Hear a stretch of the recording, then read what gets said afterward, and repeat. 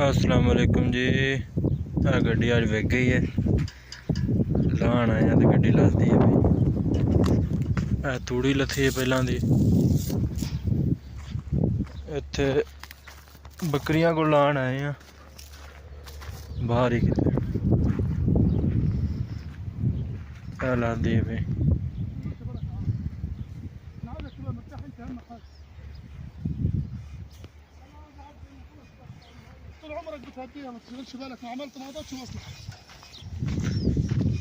सारिया भेडां बकरियां चरन रही खुलियां।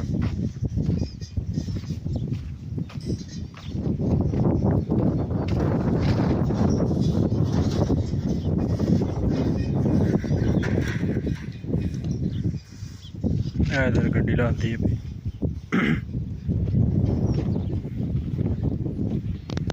शाम का टाइम है, इधर ही बकरियां ने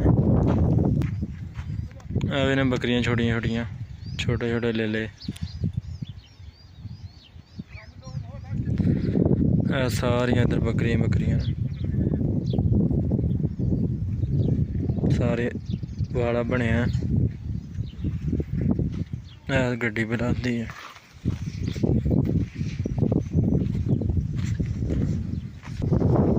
गड्डी आ गई सामने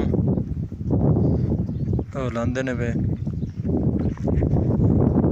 बाड़ा टप के रखिया ने कोई रस्से वगैरह ते बेल्ट। सारा जंगल ही चौं पासे।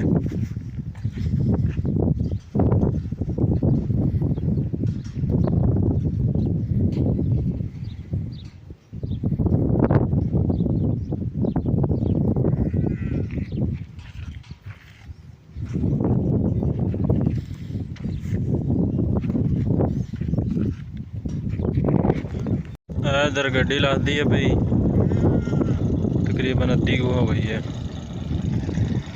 जड़ा बकरियां ने पे चरदियां हूँ इन्होंने उत्थों लैके आए ने उरा इत्थे कोई पानी वगैरह प्याण प्यूण लई।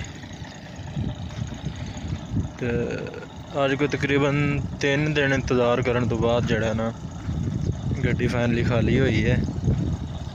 हुण वेखो किधर जाने, शायद हाइल जाइए या शायद वादी दवासर जाइए। ये भी तुहानूं दसांगे अगली वीडियो च भी किधर की सलाह बनती जान की गड्डी लोड करन दी। जोड़ा ला के थले रखन डे ने, जोड़न डे ने थले।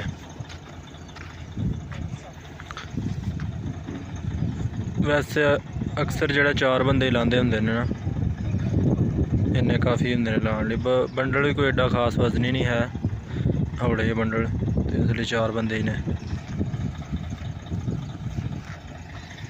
सूरज भी बस और कोई घंटे को डुबन वाला। गड्डी भी साड़ी उन्नी देर तक लथ जानी है। बाकी आसे पासे सारा जंगल ही है।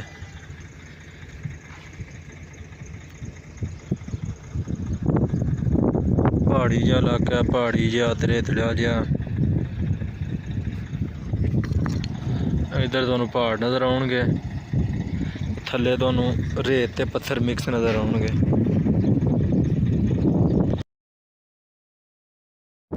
उत्तों का व्यू सारा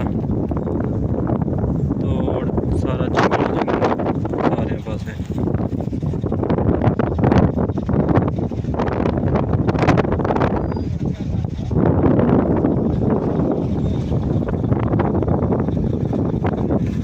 इधर भी घर वगैरह है।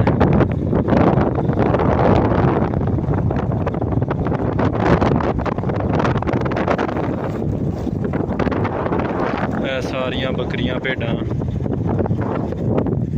सारे पासे।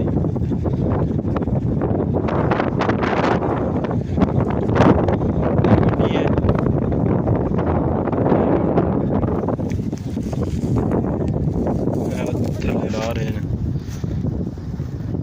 अद्धी को हो गई खाली, उत्थे ला के आए सां ते बाकी इत्थे ला रहे हैं दूसरी जगह ते। इत्थे ऊठ ने, उत्थे जेह्ड़ा भेडां बकरियां सन। माशाअल्लाह।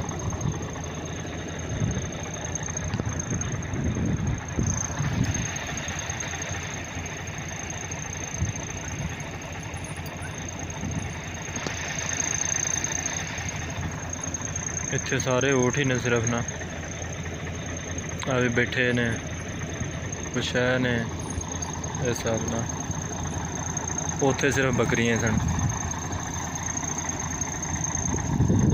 हनेरा हो गया बिल्कुल, तो गड्डी खाली हो गई है। हम जरा गड्डी खाली करके तो वेले हुए सब्जी वगैरह माड़ा मोटा कम लगे ने, रूम वगैरह ने इन्हों के, ऐसे गड्डी खाली करके खलोते हैं।